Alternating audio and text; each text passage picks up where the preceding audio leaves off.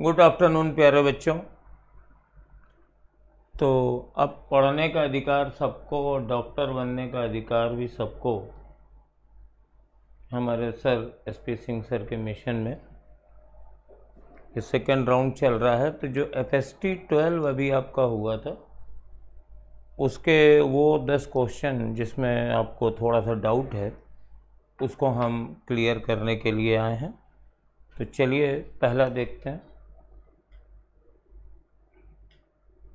ये देखिए पहला क्वेश्चन है, सोर्स इज रिवॉल्विंग। ये कोई सोर्स है, इस पे मूव कर रहा है और यहाँ पर ऑब्जर्वर है। तो जब सोर्स मूव कर रहा है तो जब सोर्स A पर है, O पर है, C पर है, B पर है, तो मुझे पता करना है कि फ्रीक्वेंसी कितनी सुनाई देगी और उनका ऑर्डर पता करना है, बेसिकली कैलकुलेट नहीं करना है। तो देखो डॉपलर्स इफेक्ट क्या होता है, इसको बहुत ध्यान से देखना है।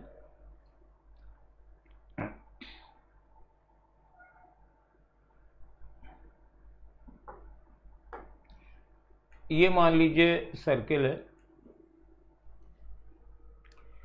और यहाँ मैं A पोजीशन शो करता हूँ। ये सेंटर है O और यहाँ पे ये ऑब्जर्वर है। तो इन दोनों को मिलाने वाली लाइन ये है, ऐसे।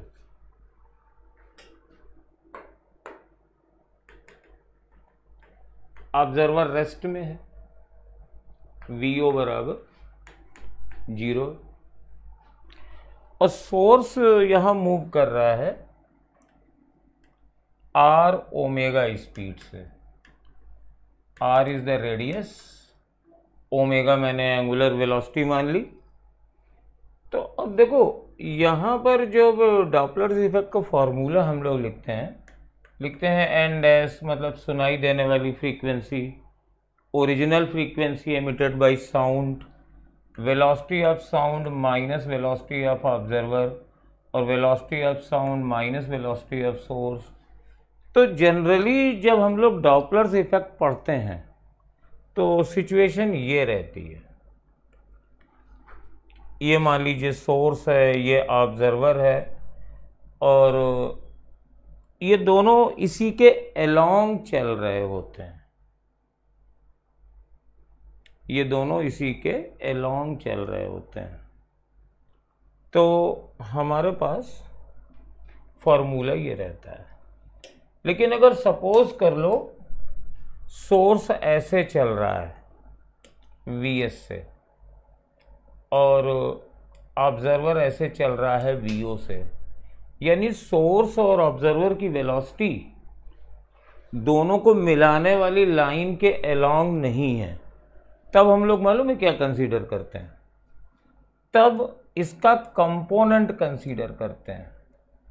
मान लीजिए ये एंगल अल्फा बीटा है, तो सोर्स की वेलोसिटी का कंपोनेंट ये है VS cos अल्फा और ये ऑब्जर्वर की स्पीड है VO cos बीटा। और फॉर्मूले में रखेंगे इस तरीके से, मैं रख के दिखाता हूँ। N डैश बराबर N, ये तो स्पीड ऑफ साउंड है, माइनस VO। अब देखो साउंड कैसे चलेगी, साउंड तो हमेशा सोर्स से ऑब्जर्वर की ओर चलेगी। तो सोर्स की वेलोसिटी साउंड की वेलोसिटी के अलोंग है, तो सोर्स की वेलोसिटी पॉजिटिव रखी जाएगी VS cos अल्फा और ऑब्जर्वर की वेलोसिटी माइनस में रखी जाएगी माइनस VO cos बीटा। यानी मेरा साइन कन्वेंशन वही है, लेकिन जो वैल्यूज फॉर्मूले में रखे जाएंगी वो वेलोसिटी नहीं बल्कि वेलोसिटी का वो कंपोनेंट जो दोनों को मिलाने वाली लाइन के अलोंग है। तो पहली बात तो ये समझ लो। अब अगर यहां पे सोर्स है और ये इसका टॉप पॉइंट लिया है तो इसकी वेलोसिटी कुछ ऐसी होगी R ओमेगा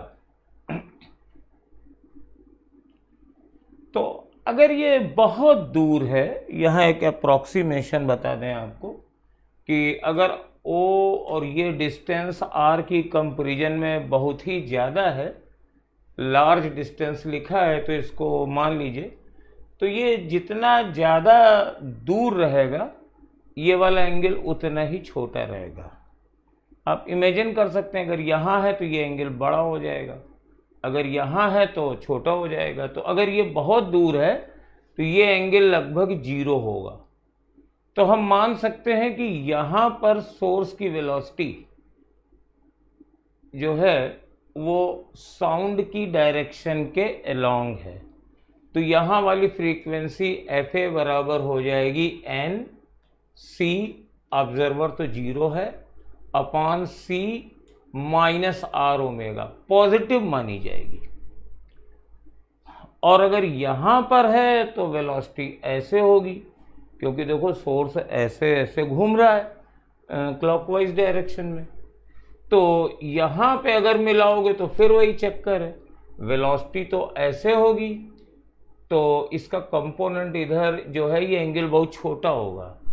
तो FB बराबर हो जाएगा NC minus 0 upon C minus R omega. तो एक बात तो क्लियर है कि FA की value n times C upon C minus R omega है, और FB बराबर ये n C upon C plus R omega है। तो FB की वैल्यू n से छोटी है, FA की वैल्यू n से बड़ी है, यानी FA is larger than FB है। अब अगर हम C पर देखें यहाँ पर, तो ये तो ऐसे जा रही है, R ओमेगा इधर है, तो ये एंगल 90 है, तो इसका कोई कंपोनेंट इधर होगा ही नहीं। तो इस पर हमारे पास C पर n डैश बराबर या FC बराबर n हो जाएगा। तो क्लियर है कि FA पर सुनाई देने वाली फ्रीक्वेंसी n से ज़्यादा है, B पर n से कम है और C पर n है। तो इसका मतलब है कि FA is larger than FC and FC is larger than FB। तो इसका फर्स्ट आंसर सही माना जाएगा। और अब आप देखिए, इसमें कमेंट करके पूछिए कि यू आर राइट, और आप समझ गए हैं कि नहीं समझ गए हैं। इसका ये फंडा देखना बहुत ज़रूरी है कि अगर नॉर्मली 90% केसेस में सोर्स और observer along the line he move करते हैं, तो हम विद प्रॉपर साइन रखने का अपना अलग अलग तरीका होता है लोगों का। मैं तो ये बताता हूँ कि साउंड की डायरेक्शन ले लीजिए, जो साउंड की डायरेक्शन में वेलोसिटी हो उसे प्लस रख दीजिए, तो अगर प्लस रखोगे तो वो माइनस रहेगा, जो अपोजिट हो माइनस रख दीजिए। लेकिन अगर व्हाट हैपेंस व्हेन अगर ये दोनों अलोंग द लाइन नहीं है, तो हम कंपोनेंट कर लेते हैं। इन वेलोसिटीज़ की जगह वो कंपोनेंट लेते हैं जो सोर्स और ऑब्जर्वर को मिलाने वाली लाइन के अलोंग रहते हैं। तो ये मेरे पास 9 क्वेश्चन था, काफ़ी बच्चों ने गलत किया, 565 बच्चों ने गलत किया है। तो अब उम्मीद है आप गलती नहीं करेंगे। इसका मैं एक चीज़ आपको और भी बता दूं कि एक बहुत ही फेमस क्वेश्चन है, बहुत प्यारा क्वेश्चन है। इसी क्वेश्चन में वो ये पूछते हैं, सोर्स ऐसे घूम रहा है, ऑब्जर्वर यहाँ पर है, कहते हैं कि मैक्सिमम और मिनिमम फ्रीक्वेंसी का रेशियो बताओ। तो ये वाली मैक्सिमम थी, ये वाली मिनिमम थी। तो मैक्सिमम और मिनिमम का रेशियो जो ऑब्जर्वर को सुनाई देगा वो C plus R omega upon C minus R omega होता है। तो अब यहाँ पर ये वैल्यू जो है लगभग 1 पॉइंट समथिंग के बराबर आती है। Because R omega is very very small in comparison to C. तो कई बच्चे ऐसे क्वेश्चन को तो डायरेक्ट भी कराते हैं जिसमें 1 पॉइंट होता है। तो ये इसका एक फ्रीक्वेंटली आस्क्ड क्वेश्चन है। अब हम लोग दूसरे क्वेश्चन की तरफ चलते हैं।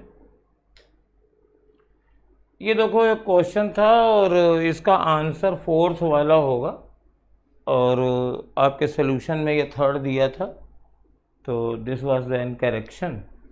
अब इसको समझो।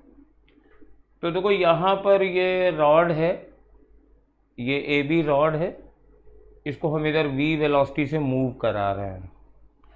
तो इसमें एक मोशनल ईएमएफ जनरेट हो जाएगा। तो मोशनल ईएमएफ कितना होता है? VBL। तो वेलोसिटी है, ये L है, तो ये लिखा हुआ है। और अगर हम इसमें फ्लेमिंग राइट हैंड रूल लगाएं तो मोशनल ईएमएफ की डायरेक्शन निकाल सकते हैं। मैं अपना राइट हैंड लगा रहा हूँ, तो ये मैग्नेटिक फील्ड है, इधर मोशन है। तो ये जो थंब आई है ना, मिडिल फिंगर, ये ऊपर की ओर है, तो मतलब सेल की पोलैरिटी ऐसे होगी। ये इंड्यूस करंट की डायरेक्शन है, तो ये ईएमएफ डेवलप हो जाएगा। ठीक है। अब कंफ्यूजन हो जाता है कि करंट अगर ऊपर है तो ईएमएफ क्यों ऊपर है? क्योंकि करंट तो सर हायर वोल्टेज से लोअर वोल्टेज की ओर जाती है। तो ध्यान रखो ये ईएमएफ है। तो जब सेल होता है ना, तो ये पॉजिटिव है, ये निगेटिव है। तो करंट हमारे पास इस तरीके से फ्लो करती है, पॉजिटिव से निकलती है, निगेटिव की ओर आ जाती है। सेल के अंदर देखो, सेल के अंदर करंट -2 जा रही है। तो ये रेजिस्टेंस नहीं है, ये रॉड मोशनल ईएमएफ इसे कहते हैं। It is behaving like a cell. आगे और अच्छे क्वेश्चंस में यहाँ पर इसको ई ऐसे ही बनाएंगे। तो इसमें करंट अगर इंड्यूस्ड ऊपर जा रही है तो सेल का पॉजिटिव टर्मिनल ऊपर होगा और दूसरा निगेटिव टर्मिनल नीचे होगा। पहली बात तो ये कन्फ्यूजन दूर कर लो जो मैग्नेटिक इंडक्शन से आता है। दूसरी चीज़ क्या है ना कि ये एक बहुत ही विशेष चीज़ है, ये करंट सोर्स है। तो करंट सोर्स में क्या होता है ना कि उसको लगा दो तो वो करंट अपने अकॉर्डिंग ही फ्लो कराता है। वैसे अगर ये करंट सोर्स ना लगाते और ये ईएमएफ होता तो करंट इसके पॉजिटिव से निकल करके निगेटिव पे जाती, लेकिन यहाँ पर ये डोमिनेट कर जाएगा। करंट सोर्स अगर लग गया तो सर्किट में करंट उसके अकॉर्डिंग होगी।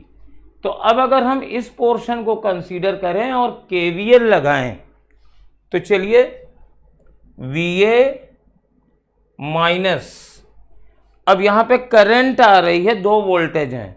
एक तो करंट आ रही है I और रेजिस्टेंस है R, तो IR का ड्रॉप होगा और दूसरा ड्रॉप होगा अपने सेल की वजह से -E बराबर VB। तो VA माइनस VB की वैल्यू IR प्लस EMF हो जाएगी और EMF की वैल्यू आप जानते हैं ये VBL है, ये हम लोग निकाल चुके हैं। तो आंसर इसका 4th वाला होगा एंड डोंट बी कंफ्यूज, इसका आंसर 4 से ही आपकी कॉपी चेक हुई है। तो आई होप दोनों फंडे आपने समझ लिए होंगे।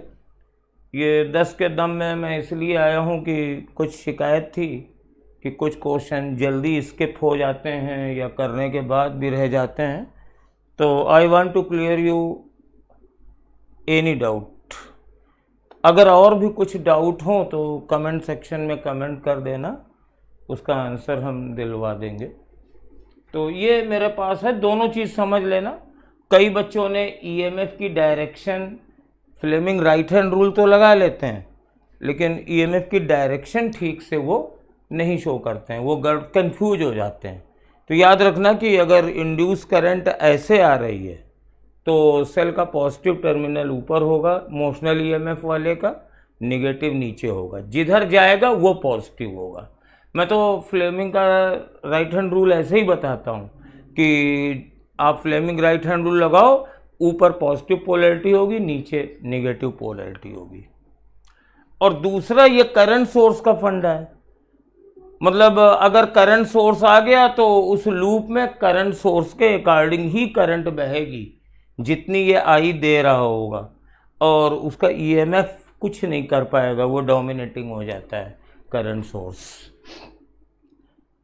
इसको भी 565 बच्चों ने गलत किया था, मतलब इस फंडे की काफ़ी ज़्यादा ज़रूरत थी आपको। चलिए, अब ये एक सिंपल क्वेश्चन है ना, ये भी क्या सबने 565 लोगों ने ही गलत किया है, तो खैर ठीक है। तो ये ratio of de Broglie wavelength है, ये एक सिंपल क्वेश्चन है।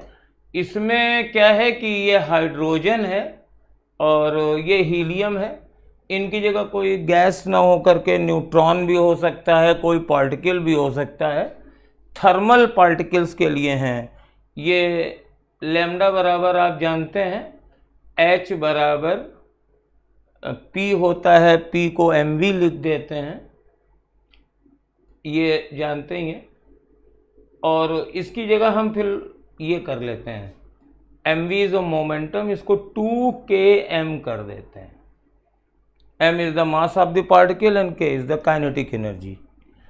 अब अगर कोई थर्मली एक्साइटेड पार्टिकल है, ये किसी गैस का मॉलिक्यूल हो सकता है, थर्मल न्यूट्रॉन्स हो सकते हैं, तो उसकी एनर्जी जो होती है काइनेटिक एनर्जी बराबर, ये डिस्ट्रीब्यूशन लॉ से आती है, 3/2 kT होती है।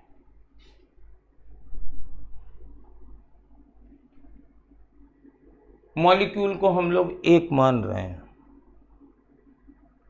तो यहाँ वैल्यू रख दीजिए, √2 इंटू m और इंटू 3/2 k इंटू टी। तो ये 2 से 2 कट गया, h बराबर √3m/kT। k is Boltzmann constant. ज़्यादातर ये क्वेश्चन न्यूट्रॉन के लिए पूछा जाता है, तो कई बुक्स में न्यूट्रॉन का मास और बोल्ट्जमैन कांस्टेंट रख के और h की वैल्यू रख के एक शॉर्टकट फार्मूला भी बना देते हैं, वो तुम लोग भी याद कर लेना। यहाँ पर दोनों गैस अलग अलग हैं, तो मुझे निकालना है de Broglie wavelength of hydrogen and de Broglie length of helium.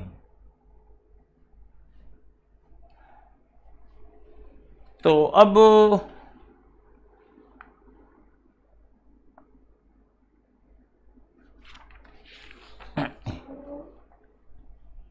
यहाँ पर अगर हम इसको रखेंगे तो ये m और t दोनों ऊपर नीचे हैं, तो m हीलियम और temperature of helium upon m hydrogen और टेम्परेचर ऑफ हाइड्रोजन दोनों ले लेंगे, और मास रख दीजिए, ये 4 है, ये 2 है, किसी भी यूनिट में ले लो, mu में ले लो या फिर ग्राम मोल में ले लो, चूंकि रेशियो है तो वो फैक्टर कट जाएगा। और टेम्परेचर ऑफ हाइड्रोजन 27 है, तो 300 नीचे आएगा, और उसका 127 है तो 400 ऊपर आ जाएगा। तो ये आंसर आ जाएगा, इसको 0 0 कट जाएगा, और ये 4 4 का स्क्वायर रूट 4 आएगा, नीचे आएगा, तो 8 आ जाएगा। फोर्थ ऑप्शन देखिए, 8/3, तो fourth one is the answer. यहाँ पर मैंने क्या किया है, एक अप्रोक्सीमेशन है एक कंफ्यूजन क्रिएट हो जाता है कि अगर हम थर्मोडायनेमिक्स की बात करें तो kinetic energy of gas molecule is 3/2 kT and F/2 kT होता है। तो लेकिन यहाँ पर या मॉडर्न फिजिक्स में वो उतना मैटर नहीं करता है, दोनों को एज ए पार्टिकल ले करके ही चलते हैं। अगर इसका मोस्ट करेक्ट चाहिए तो आपको मालूम होगा कि अगर किसी बर्तन में गैस जार में भसे हुए हैं तो आइडियल गैस की काइनेटिक एनर्जी F/2 kT होती है। तो ये होनी चाहिए हाइड्रोजन के लिए 5/2 kT और हीलियम के लिए 3/2 kT। लेकिन जितने भी जगह पे ये क्वेश्चन आया, इवन नीट में भी आया, तो जब गैस मॉलिक्यूल्स को हमने कंसीडर किया तो इस फैक्ट को हमने इग्नोर कर दिया। रोटेशनल जो एडिशनल है, दोनों की ट्रांसलेशनल काइनेटिक एनर्जी। और यहाँ पर इसका एक इग्नोर करने का कारण भी है, मुझे करना भी चाहिए। कुछ लोग कहेंगे नहीं सर वो तो ज़्यादा सही आंसर है। नहीं, सही आंसर वो नहीं है। ये एमवी देखो ट्रांसलेटरी मोशन है, ट्रांसलेशनल मोशन है, लीनियर मोमेंटम। तो इसके लिए जो करस्पॉन्डिंग काइनेटिक एनर्जी होगी वो ट्रांसलेशनल काइनेटिक एनर्जी ही होगी। तो यहाँ पर अगर तुमने टोटल एनर्जी F/2 nRT लगा दिया तो जो रोटेशनल एनर्जी का पार्ट है वो लीनियर मोमेंटम में कोई कंट्रीब्यूट नहीं करता है, वो उसको रोटेट कराता है। तो इसलिए जब भी ये आया रोटेशनल को इग्नोर करके हम लोग चले हैं। तो आप लोग भी यही करना, mv is the linear momentum, तो and you have to consider only translational kinetic energy. और ट्रांसलेशनल काइनेटिक एनर्जी हमेशा 3/2 kT ही होती है, whether molecule is diatomic, polyatomic, linear, whatever it may be. तो इसलिए यहाँ पे √8/3 इज़ द करेक्ट आंसर है। बहुत हायर फिजिक्स में अगर चलें तो रोटेशनल की वजह से कुछ वो सब है, लेकिन दैट्स नॉट इम्पॉर्टेंट, वो सब नहीं है। हमारे एनसीईआरटी के अकॉर्डिंग यही कंसेप्ट है। चलिए नेक्स्ट क्वेश्चन पे आते हैं। इसमें बहुत सारे बच्चे इसलिए कंफ्यूज थे कि ये सर्शन रीजन का था। स्टेटमेंट तो दोनों सही हैं भाई। देखो, the threshold frequency of photo electric effect support the particle nature of sunlight, right, सभी बुक में लिखा हुआ है। अगर थ्रेशोल्ड फ्रीक्वेंसी ना होती तो वेव नेचर हो जाता। तो ये लिखा है, सही है। If the frequency of incident light is less than the threshold frequency, electrons are not emitted from the metal surface. ये भी सही है। एक्चुअली थ्रेशोल्ड फ्रीक्वेंसी का कॉन्सेप्ट यहीं से आया है। जब लेनार्ड और मिलिकन ने एक्सपेरिमेंट किया तो उन्होंने देखा कि अगर पड़ने वाली लाइट की फ्रीक्वेंसी एक पर्टिकुलर फ्रीक्वेंसी से कम है तो इलेक्ट्रॉन्स एमिटेड नहीं होते हैं, तो उन्होंने उसका नाम थ्रेशोल्ड फ्रीक्वेंसी रख दिया। तो ये तो लेनार्ड मिलिकन ने भी बता दिया था कि एक थ्रेशोल्ड फ्रीक्वेंसी नाम की चीज़ होती है और अगर उससे कम होंगे तो हमारे पास इलेक्ट्रॉन नहीं निकलेंगे, फोटो इलेक्ट्रिक इफेक्ट नहीं होगा। और थ्रेशोल्ड फ्रीक्वेंसी पार्टिकल नेचर को सपोर्ट करती है, ये जब आइंस्टीन ने निकाला तो उन्होंने लिख दिया, तो ये भी सही है। लेकिन ये इसको एक्सप्लेन कैसे करेगा? अब इसमें बहुत बच्चे परेशान हो जाते हैं कि सर एक्सप्लेन कैसे करें। तो एक टर्म आता है बिकॉज, यहां बिकॉज जोड़, threshold frequency of photoelectric effect support the particle nature of sunlight because if frequency of incident light is less than the threshold frequency, electrons are not emitted from the metal surface। 4 बार बोलो तो क्या समझ में आता है तुम्हें reason क्या है? कोई सेंस नहीं निकल रहा है। थ्रेशोल्ड फ्रीक्वेंसी से कम है तो इलेक्ट्रॉन नहीं निकलेगा, लेकिन इसका मतलब ये कैसे हुआ कि वो वेव नेचर नहीं पार्टिकल नेचर है। इसके लिए आइंस्टीन ने इसको समझाया था, वो रीजन पढ़िएगा, मैं भी बता रहा हूँ आपको। आइंस्टीन ने लगाया प्लैंक्स की क्वांटम थ्योरी और उन्होंने कहा कि मेटल को इलेक्ट्रॉन निकालने के लिए एक मिनिमम अमाउंट की एनर्जी देनी पड़ती है, उसे वर्क फंक्शन कहते हैं। और ये जो फोटॉन्स होते हैं, लाइट होती है, इनकी एनर्जी जो होती है वो h न्यू के बराबर होती है और ये पूरी अपनी एनर्जी इलेक्ट्रॉन को दे देता है। तो अगर ये वाली एनर्जी कम होती है वर्क फंक्शन से तो इलेक्ट्रॉन नहीं निकलता है। तो जिस फ्रीक्वेंसी की लाइट के फोटॉन की एनर्जी वर्क फंक्शन के बराबर हो जाती है उसी को थ्रेशोल्ड फ्रीक्वेंसी कहते हैं। तो ये आइंस्टीन ने एक्सप्लेन किया। फिर पार्टिकल नेचर वो कैसे लाए? पार्टिकल नेचर उन्होंने कहा कि पार्टिकल जो है ना, जैसे वो टकराता है तो इसका काम इम्पल्सिव वेव में होता है। अब फोटॉन के पास मास तो होता नहीं है, खाली एनर्जी होती है। तो वो जब जाएगा ना अपनी एनर्जी देने को, तो फोटॉन ऐसा नहीं कर सकता है कि कुछ एनर्जी अपने पास रख ले और कुछ एनर्जी दे दे। वो टकराएगा तो या तो अपनी एनर्जी नहीं देगा, कोई एनर्जी नहीं देगा, अपनी एग्जिस्टेंस बनाए रखेगा, या फिर अगर देगा तो पूरी एनर्जी दे देगा। तो ये पार्टिकल का नेचर होता है कि कोलिजन होगा तो वो एनर्जी एक पर्टिकुलर अमाउंट में ही देते हैं, मास के रेशियो में देते हैं। तो ऐसे भी मान सकते हो कि जैसे मान लीजिए दो पार्टिकल कोलाइड कर रहे हैं, एक की एनर्जी E है, दूसरी की इलास्टिक कोलिजन कर रहे हैं, तो टोटल एनर्जी कंजर्व रहेगी काइनेटिक। तो एक रेस्ट वाले पार्टिकल से, ये मान लीजिए कैपिटल M है और ये स्मॉल m है और ये इससे टकराता है, तो ये रेस्ट में है। इलेक्ट्रॉन को हम लोग रेस्ट में मान रहे हैं।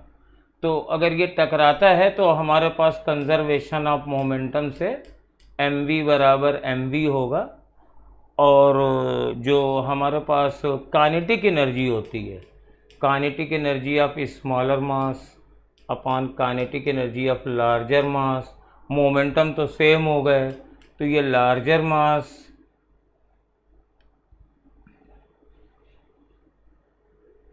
और स्मॉलर मास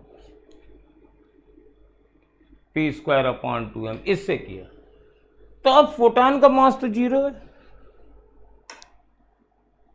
तो जाहिर है इसके पास एनर्जी 0 रहेगी और सारी एनर्जी इलेक्ट्रॉन को ये दे देगा, इसका मास 0 हो गया। तो ये इतनी कहानी इसके पीछे आ जाती है, समझे आप। तो यहाँ पर आइंस्टीन ने इसको समझाने में बड़ी मेहनत करी थी और बाकायदा थ्रेशोल्ड फ्रीक्वेंसी के लिए इलेक्ट्रॉन को, फोटॉन की एनर्जी, उसकी क्वांटम थ्योरी, वर्क फंक्शन, सब कुछ टर्म निकाले थे।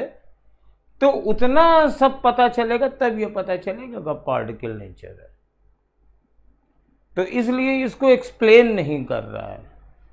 और तुम लोगों को एग्ज़ाम में इतनी कहानी ये तो पहले से क्लास में करी होती है, तुम बस सीधे से ये समझो, वहाँ पे एग्ज़ाम में यहाँ पे बिकॉज लगा दो। अब देखो क्या इससे तुम्हारा ये फंडा क्लियर हो गया। हम कहते हैं कि एक लड़की आम खा रही है क्योंकि उसकी फ्रॉक लाल रंग की है, तो दोनों चीज़ें सही हो सकती हैं। वो आम भी खा रही हो सकती है, फ्रॉक लाल भी हो सकती है। लेकिन क्या फ्रॉक लाल होने से वो आम खाना कुछ साबित होता है, या कुछ ऐसा रूल्स एंड रेगुलेशन पता चले कि पता चला वहाँ पे रूल बना हुआ है कि जो लाल रंग की कपड़े पहने वो आम खाएगा, जो हरे रंग का पहने है वो अमरूद खाएगा। तो वही चीज़ है ना कि ये तो पता चल गया कि थ्रेशोल्ड फ्रीक्वेंसी से लेस होगी तो इलेक्ट्रॉन नहीं निकलेगा, but why particle nature has come by this, ये नहीं एक्सप्लेन कर रहा है, इसलिए सेकंड आंसर इसका सही है। ओके, अब नेक्स्ट क्वेश्चन पे चलते हैं। यहाँ पर देखो ये एक इलेक्ट्रॉन घूम रहा है, तो करंट ऐसे आएगी, electron is a negative charge और करंट जो है वो उसके अपोजिट होगी। आपको मालूम है ना कि करंट की डायरेक्शन डिफाइंड है पॉजिटिव चार्ज के मूवमेंट से। जिस डायरेक्शन में पॉजिटिव चार्ज जाता है उस डायरेक्शन में करंट चलती हुई मानी जाती है। कि suppose negative charges are moving like electrons, then direction of current is opposite to the velocity of electrons. तो यहाँ पे करंट क्लॉकवाइज घूम रहा है, इसलिए करंट हमारी एंटी क्लॉकवाइज मानी जाएगी। अब मैग्नेटिक मोमेंट होता है I इंटू एरिया। अब करंट तो स्केलर है, डायरेक्शन मुझे एरिया की लेनी है, तो एरिया की डायरेक्शन जो लेते हैं वो करंट वाले से लेते हैं। जैसे अगर ये एंटी क्लॉकवाइज चल रहा है तो एरिया पॉजिटिव है, क्लॉकवाइज करंट जा रही है तो एरिया निगेटिव है। तो यहाँ पर I की जगह हम लिख देंगे E/T, और एरिया तो पॉजिटिव है ही है, इसलिए मैग्नेटिक मोमेंट थर्ड हो जाएगा। हमेशा याद रखिए m बराबर IA, या नंबर ऑफ टर्न्स दिए हैं तो n भी लगा दो। तो करंट तो स्केलर है, लेकिन एरिया की डायरेक्शन कैसे हम डिसाइड करें? तो एरिया की डायरेक्शन करंट की डायरेक्शन पे थंब रूल लगा के डिसाइड करते हैं। तो यहाँ पे इलेक्ट्रॉन क्लॉकवाइज फ्लो कर रहा है, तो एंटी क्लॉकवाइज डायरेक्शन में करंट जा रही है, तो direction of area vector is positive. तो ये मैग्नेटिक मोमेंट हो गया। ये बाई एडिंग लिखा हुआ है। देखो भाई, कमेंट कर देना अगर कुछ भी और पूछना हो तो, या न्यूलाइट आके हम लोगों से मिल लेना, क्लियर कर देंगे। कंसेप्ट क्लियर होने चाहिए चाहे जैसा भी हो, है ना। इसीलिए सिंह सर ने हम लोगों को इतना लगा रखा है। पेपर भी होता है, यूट्यूब सोल्यूशन, PDF सोल्यूशन, और साथ में फिर और कंफ्यूजिंग क्वेश्चन के सोल्यूशन। तो कंसेप्ट क्लियर होना चाहिए, एक नीट फूडना चाहिए इस साल। तो यहाँ पर एक तो तरीका ये होता है, रेजिस्टेंस का फॉर्मूला क्या होता है? R is equal to ρL/A होता है।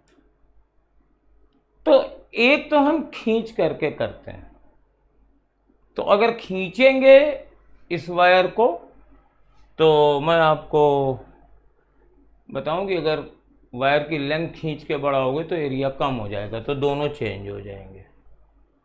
लेकिन यहाँ पे एरिया बढ़ाया, वायर की लेंथ बढ़ाई तो है, लेकिन ऐड किया है, मतलब ये जितनी भी लेंथ है उसकी 10% और ऐड कर दी, मतलब एरिया ऑफ क्रॉस सेक्शन नहीं बदला।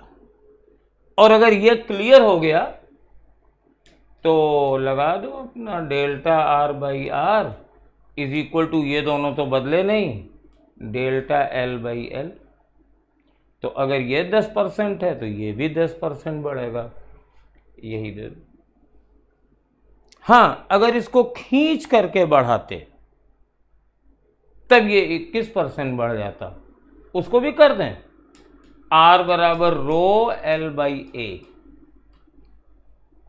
अब देखो, अगर तुमने इसको अलग से नहीं ऐड किया है और तुमने खींचा है, तो जब खींचोगे तो एरिया कम हो जाएगा और इसका वॉल्यूम कांस्टेंट रहेगा। यहाँ पे देखो वॉल्यूम बढ़ गया, पहले वॉल्यूम था LA और बाद में ये जो नई वाली लेंथ आ गई है, ये वाली लेंथ L' जो कि actually L plus L into L/10 है, तो दैट इंटू एरिया है। तो ये वॉल्यूम बढ़ गया है, मास भी बढ़ गया है वायर का। और जब हमने खींचा है तो ये तो बढ़ गया लेकिन ये कम हो गया। तो यहां पे LA बराबर L' है। तो जब हम देखेंगे आप इसको वॉल्यूम मान लीजिए, तो आप एरिया को हटा दीजिए, R बराबर हो जाएगा रो ए और V की जगह A/L लिख दिया, तो R proportional to rho L square upon V हो गया। ये कब है? जब खींच करके हमने लेंथ बढ़ाई है, तो R proportional to L square है, तो डेल्टा R बाई, या ऐसे कर लो R1 बाई R2 बराबर L1 square upon L2 square. तो अगर ये L1 10% बढ़ाओगे तो R2 ये फिर 21% बढ़ करके आएगी। तो ये इस क्वेश्चन की कहानी है। बहुत इम्पोर्टेंट क्वेश्चन है और इसको बहुत ध्यान से समझ लीजिएगा। इसके 4-6 क्वेश्चंस भी और कर लीजिएगा, पूरे आने के चांसेस हैं इस क्वेश्चन के, कभी भी किसी भी एग्ज़ाम में आ सकता है। अब ये तो बहुत ही सिंपल है, ये इनिशियल वेलोसिटी दी है, तो ये इनिशियल वेलोसिटी है, तो ux बराबर a है और uy बराबर b है, और प्रोजेक्टाइल की रेंज होती है 2ux uy अपॉन g, और मैक्सिमम हाइट होती है uy का स्क्वायर अपॉन 2g। इसमें तुम लोगों ने शायद ये फार्मूला ना रिकॉग्नाइज कर रहे हो, वैसे कर लिया होगा बच्चों ने। ये फार्मूला जो हम याद करते हैं, रेंज ऐसे याद करते हैं, 2u cos theta u sin theta upon g। तो ये बेटा ux है, ये uy है, और सिमिलरली ये मैक्सिमम हाइट है, तो ये होता है u sin थीटा का स्क्वायर अपॉन 2g, तो ये uy है। अब कह रहे हैं range of projectile is twice the maximum height, यानी 2ux uy upon g is equal to 2 times uy का होल स्क्वायर अपॉन 2g। अब देखो काटने का मौसम आ गया, g से g काट दिया, ये 2 से 2 काट दिया, uy से uy काट दिया एक, तो अब 2ux मेरे पास a है और uy b है, तो b बराबर a, b बराबर 2 है, ये वाला आंसर है। बहुत सिंपल क्वेश्चन है ये। तुमसे पूछ सकते थे रेंज कितनी है, रेंज निकाल लो, twice A B by G. Maximum height कितनी है, तो बी स्क्वायर अपॉन 2g, हमने वैल्यू रख दी। तो इस तरीके से ये क्वेश्चन होगा। अब ये देखिए, इस पे बच्चे काफ़ी ज़्यादा कंफ्यूज रहते हैं। अब देखिए, ये मैग्नेटिक फील्ड है और ये वायर चल रहा है, तो इसमें एक मोशनल ईएमएफ जनरेट हो जाएगा, और मोशनल ईएमएफ कितना जनरेट होगा वही फ्लेमिंग लेफ्ट हैंड रूल लगा के चलाइए। तो मैं दोबारा लगाता हूँ, देखो राइट हैंड लगाएंगे, ये मैग्नेटिक फील्ड है, ये है, तो देखो इस बार मेरी उंगली नीचे की ओर है, तो यानी इसका जो ईएमएफ बनेगा वो नीचे की ओर पॉजिटिव ऊपर की ओर होगा, और ये कितना हो जाएगा, ये VBL के बराबर हो जाएगा, जो भी ईएमएफ होगा। करंट इसमें ऐसे जाएगी, इस तरीके से। करंट ऊपर नहीं जाएगी ना इधर जाएगी, करंट हमेशा क्लोज लूप में बहती है, तो इसमें करंट नहीं जाएगा, वो ओपन सर्किट है, करंट इसी लूप में रह जाएगी। तो अगर इस वायर पर फोर्स देखो कितना होगा, करंट इंटू बी, ये बी दिया हुआ है, इंटू एल, ये इसकी लंबाई है, और डायरेक्शन के लिए फ्लेमिंग लेफ्ट हैंड रूल लगाओ फिर। तो ये मैग्नेटिक फील्ड है और ये करंट है, तो आईबीएल फोर्स इस पर, ये मैं बना देता हूँ क्यू पे, आईबीएल फोर्स इस तरफ लगेगा, तो it will be attracted towards P. तो ज़्यादातर किताबों में जो एक्सप्लेनेशन है वो यहीं पे ख़त्म हो जाता है कि देखो बच्चा इधर अट्रैक्शन लग रहा है तो Q is will attracted towards P. लेकिन बच्चों के मन में क्या कन्फ्यूजन होता है, मुझे इसलिए पता है ना कि एक्सप्लेनेशन के बाद लोग आते हैं पूछने, तो मेरे को बहुत सारे आपके कन्फ्यूजन मालूम है। वो एक फंडा और लगाते हैं, कहते हैं कि सर इस वायर में करंट नीचे बह रही है, इस वायर में करंट ऊपर बह रही है, तो ठीक है इन दोनों करंट्स की वजह से तो रिपल्सन भी होगा।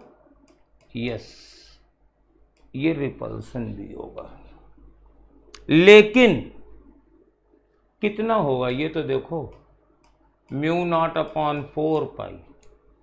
दो वायर के बीच में रिपल्सन का फॉर्मूला लिख रहे हैं, फॉर्मूला होता है mu naught upon 4 pi 2I1 I2 by distance into length.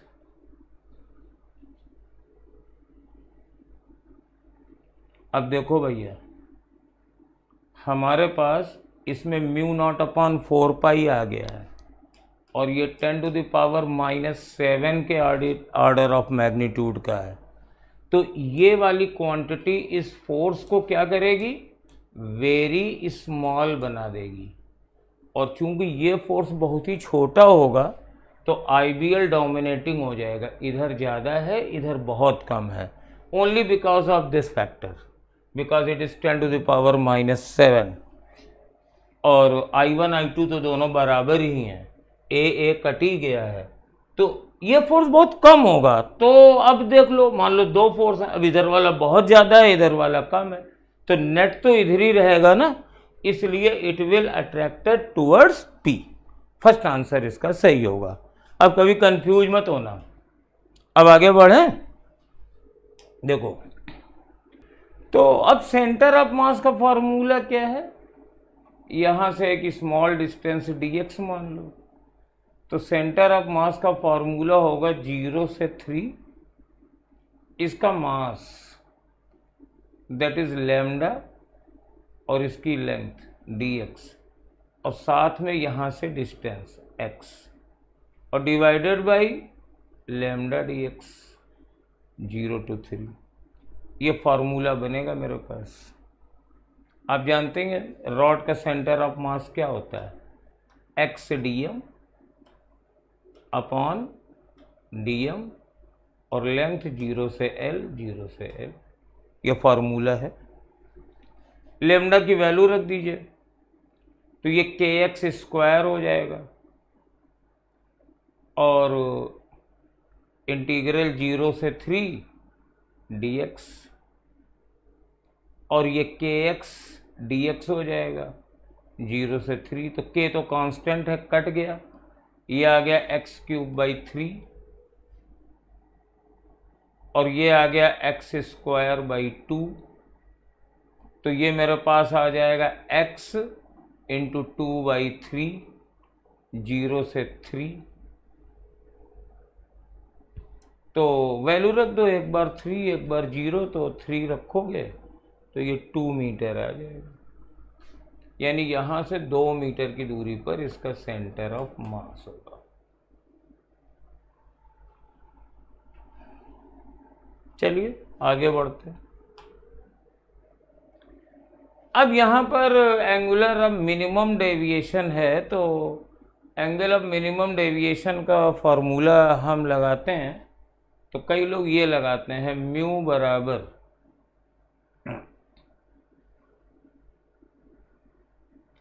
Sign a plus delta minimum by 2 upon sine a/2।